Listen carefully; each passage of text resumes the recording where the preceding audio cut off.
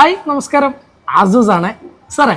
ഈ എക്സാമിന് പഠിച്ചിട്ട് അത് മറന്നു പോവുക എന്നുള്ളതാണ് ഒരു 70-70% കുട്ടികളും നമ്മളോട് പറയുന്ന കംപ്ലൈന്റ്.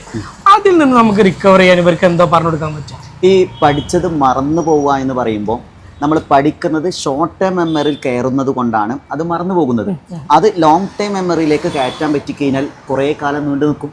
ഒരു സിമ്പിൾ സൊല്യൂഷൻ പറയാം. 5 രീതിയിൽ പഠിക്കുക എന്ന് പറയും. 1, ഇഷ്ടപ്പെട്ട് പഠിക്കാം. 2, കണക്ട് ചെയ്ത് പഠിക്കാം. 3, കമ്പയർ ചെയ്ത് പഠിക്കാം. 4, കോഡ് വെച്ച് പഠിക്കാം. 5, മനസ്സിലാക്കി പഠിക്കാം. നമ്മളൊരു ഫിലിം കാണുന്നു, ആ ഫിലിം കാണേണ്ടത് നമ്മൾ ഒരു കാരണവശാലും മറന്നു പോകുന്നില്ല. ഒറ്റ തവണയെ കാണുന്നത്. നമ്മളാരും ഫിലിം കണ്ടത് മറന്നു പോകാതിരിക്കാൻ പെന്നും പേപ്പറും എടുത്ത് എഴുതി വെക്കുന്നുണ്ടോ? ഇല്ല. പക്ഷേ നമ്മുടെ ലോങ് ടൈം മെമ്മറിയിൽ ഇത് കയറുന്നു. എന്തുകൊണ്ടാണ്? നമ്മൾ ഇഷ്ടപ്പെട്ടിട്ടാണ് പഠിക്കുന്നത്. നമ്മൾ പഠിക്കുന്ന കാര്യങ്ങൾ ഇഷ്ടപ്പെട്ട് കണക്ട് ചെയ്ത് പഠിക്കണം. നമുക്കറിയാവുന്ന കാര്യങ്ങളെ കൊണ്ട് കണക്ട് ചെയ്ത് പഠിക്കാം.